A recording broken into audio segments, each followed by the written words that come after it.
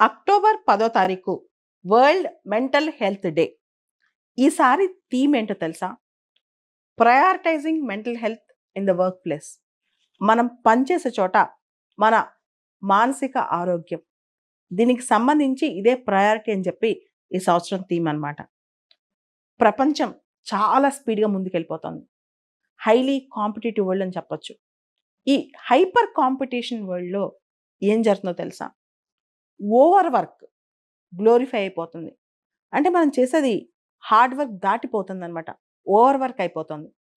అందరికి తెలుసు ఏ కంపెనీ అయినా ప్రాఫిట్, ఎఫిషియన్సీ, ప్రొడక్టివిటీ, డెడ్‌లైన్స్ ఇవన్నీ చూస్తది. సరే ఇవన్నీ చూస్తది. అయితే ఓవరాల్‌గా మెంటల్ హెల్త్ అనేది పట్టించుకుంటున్నామా? ఈ మధ్య చాలా సర్వేలొచ్చాయి. జపాన్‌లో 2023 సంవత్సరంలో యంగ్ వర్కింగ్ ప్రొఫెషనల్స్ ఎవరైతే ఉంటారో 2900 మంది సూసైడ్ చేసుకున్నారంట లాస్ట్ ఇయర్ 2023. జపాన్ భాషలో, జాపనీస్ లాంగ్వేజ్‌లో కరోషి అని ఒక పదం ఉంది. ఓవర్ వర్క్ వల్ల, ఎక్సెసివ్ వర్క్ వల్ల స్ట్రెయిన్ అవ్వటం అన్నమాట. దీన్నే కరోషి అంటారు. భారతదేశంలో 2022లో ఒక డేటా ప్రకారం దాదాపు 11,486 మంది సూసైడ్ చేసుకున్నారు. ప్రైవేట్ సెక్టర్‌లో పనిచేసే యంగ్ వర్కింగ్ ప్రొఫెషనల్స్. అసలు ఎందుకిలా చేస్తున్నారు? మనం ఓవర్ వర్క్‌ని గ్లోరిఫై చేస్తూ 15 గంటలు, 20 గంటలు పని రోజు చేస్తూ ఉంటే mental health, personal well being ఇవన్నీ కూడా దెబ్బతింటున్నాయి. దాన్ని ఎవ్వరూ పట్టించుకోవట్లేదు. అంతేకాదు చాలా కంపెనీస్ కాస్ట్ కట్టింగ్, ఎఫిషియన్సీ పెంచుకోవటం, ఖర్చు తగ్గించుకోవటం, ప్రొడక్టివిటీ పెంచుకోవటం వీటన్నిటి కోసం చాలా ప్రెషర్ పెడుతుంది ఎంప్లాయీస్ పైన. ఎన్ని అవర్స్ వర్క్ చేస్తున్నారు? 15 గంటలు పని చేస్తున్నారా? 20 గంటలు పని చేస్తున్నారా? నేను రాత్రి 2 దాకా పని చేశాను, 3 దాకా పని చేశాను, 4 దాకా పని చేశాను. ఇది చెప్పటం గ్లోరిఫై అయిపోయిందనమాట. Excessive over work, anxiety, stress, depression, కొన్నిసార్లు సూసైడల్ టెండెన్సీస్ కూడా బాగా పెరిగిపోతున్నాయి. రీసెంట్‌గా ఈ రోగం భారతదేశానికి కూడా వచ్చింది. ఇంతకుముందు ఎక్కువగా జపాన్‌లో ఉండేది. ఇప్పుడు ప్రపంచంలో చాలా దేశాలకి ఇది అంటుకుంటుంది. భారతదేశంలో కూడా స్టార్ట్ అయిందనమాట. ముఖ్యంగా ఇక్కడ మనం ప్రస్తావించుకోవాలి. మ్యాక్స్ వెబర్ అని చెప్పి ఒక ఫేమస్ పబ్లిక్ అడ్మినిస్ట్రేషన్ సంబంధించి థింకర్ ఉన్నారు. ఆయన ఒక ఇన్‌ఫ్లుయెన్షియల్ వర్క్ ఉంది. 'The Protestant ethic and the spirit of capitalism' అనే బుక్‌లో ఆయన హార్డ్ వర్క్ అనేది ఒక గొప్ప మోరల్ వర్చ్యూ అని చెప్పి లింక్ చేశారు. అదే కాదు సక్సెస్, డిలిజెన్స్ అనేది ప్రొఫెషనల్ కేపబిలిటీయే కాదు, అవి మోరల్ వర్త్ కూడా ఇస్తాయి మనిషికి అని చెప్పి. అంటే ఇక్కడ నీ యొక్క విజయం, విచక్షణ ఇవి కేవలం నీ ప్రొఫెషనల్ కేపబిలిటీ మాత్రమే కాదు, వీటి వల్ల నీకు మోరల్ వర్త్ కూడా పెరుగుద్దని చెప్పారు.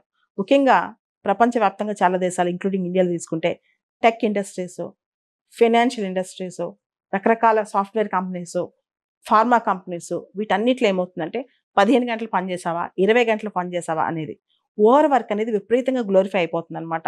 అండ్ ఓవర్ వర్క్ అనేది న్యూ నార్మల్ అయిపోయింది. ఇంతకుముందు రోజుకి 8 గంటలు పని చేసావా? 10 గంటలు పని చేసావా? మాక్సిమం 12 గంటలు పని చేసావా? ఇప్పుడు రోజుకి 15 గంటలు పని చేసావా? 20 గంటలు పని చేసావా? ఇది న్యూ నార్మల్ అనమాట. అంటే అసలు వారం రోజులు రోజుకి పొద్దున్న 7 నుంచి నైట్ 12 వరకు పని చేస్తే అది గొప్పతనం అయిపోతుంది చాలామంది ఎంప్లాయర్స్‌కి. ఇది ఆర్గనైజేషనల్ గ్రోత్ గురించి ఆలోచిస్తున్నారు కానీ, ఎక్కడైతే ఆర్గనైజేషనల్ గ్రోత్ గురించి ఆలోచిస్తారో నిజంగా అనుకుంటారు. అసలు ఎక్కువ పని చేయని వాళ్ళు మన దగ్గర ఉండరు అని చెప్పి. అయితే ఎక్కువ అవర్స్ పని చేయటం, డెడ్‌లైన్స్ మీట్ అవ్వటం వల్ల క్వాలిటేటివ్ అవుట్‌పుట్స్ వస్తున్నాయంటే అది కూడా ఒక డౌటే. క్వాలిటీ ఆఫ్ వర్క్ ముఖ్యమా? ఎక్కువ అవర్స్ కూర్చోవడం, డెడ్‌లైన్స్ మీట్ అవ్వడం ముఖ్యమా? ఇది పెద్ద question. The happier the employees are, the more productive they are. ఎంత ఎక్కువ సంతోషంగా ఉంటే అంత ఎక్కువ కొత్త ఐడియాస్ వస్తాయి. వర్క్ లైఫ్ బ్యాలెన్స్ ఎక్కువ ఉంటే ఇన్నోవేటివ్‌గా థింక్ చేయగలరంట. ఇన్‌ఫాక్ట్ హ్యూమన్ క్యాపిటలే అసెట్. ఈవెన్ టార్గెట్స్ మాత్రమే కాదు. ఎప్పుడైతే ఆ కోర్ అసెట్ మనం మిస్ అయ్యామో, హ్యూమన్ క్యాపిటల్‌లో క్వాలిటీ కోల్పోయామో అప్పుడు ఇబ్బంది పడతాం. అందుకని వర్క్ లైఫ్ బ్యాలెన్స్‌లో రెగ్యులర్ బ్రేక్స్ తీసుకోవడం, ఫ్లెక్సిబుల్ వర్కింగ్ అవర్స్ తీసుకోవడం ఇవన్నీ చాలా ఇంపార్టెంట్. ఓవరాల్‌గా మెంటల్ హెల్త్ అనేది ఒక 30 ఏళ్ళు, 40 ఏళ్ళు పనిచేయాలంటే మనల్ని మనం ఎక్కువ స్ట్రెస్, ఓవర్ స్ట్రెస్ తీసుకోకుండా ఉండి చేస్తే గనక లాంగివిటీ చాలా ఉంటదనమాట. దీనికోసం మనకి సోషల్ రిలేషన్స్ బావుండాలి. అండ్ కష్టమైతే, ఇబ్బందైతే ఏదైనా ప్రొఫెషనల్ సపోర్ట్ తీసుకోవచ్చు. ఓవరాల్ హోలిస్టిక్ వెల్ బీయింగ్ మీద ఫోకస్ పెట్టి అప్పుడు వర్క్ చేస్తే అద్భుతంగా మనం వర్క్ అనేది సస్టైనబుల్‌గా జీవితాంతం ఉంటది. ఇప్పుడు ప్రపంచంలో చాలా దేశాలు ఇది రియలైజ్ అవుతున్నాయి. ముఖ్యంగా మెంటల్ హెల్త్ ఇష్యూస్ స్టార్ట్ అవ్వటం వల్ల ఎక్కువ over professionalism, over work, hard వర్క్‌ని మించి ఓవర్ వర్క్ ఇవన్నీ కూడా ఎక్కువైపోతున్నాయన్నమాట. సో, ఎప్పుడైనా స్మార్ట్‌గా వర్క్ చేయాలి, క్వాలిటీగా వర్క్ చేయాలి, సింపుల్‌గా వర్క్ చేయాలి. వర్క్ చేస్తూ పీస్‌ఫుల్‌గా వర్క్ చేయాలి. స్ట్రెస్ ఎక్కువ తీసుకోకూడదు. అప్పుడే మనం ఎక్కడైనా ముందుకెళ్ళగలం.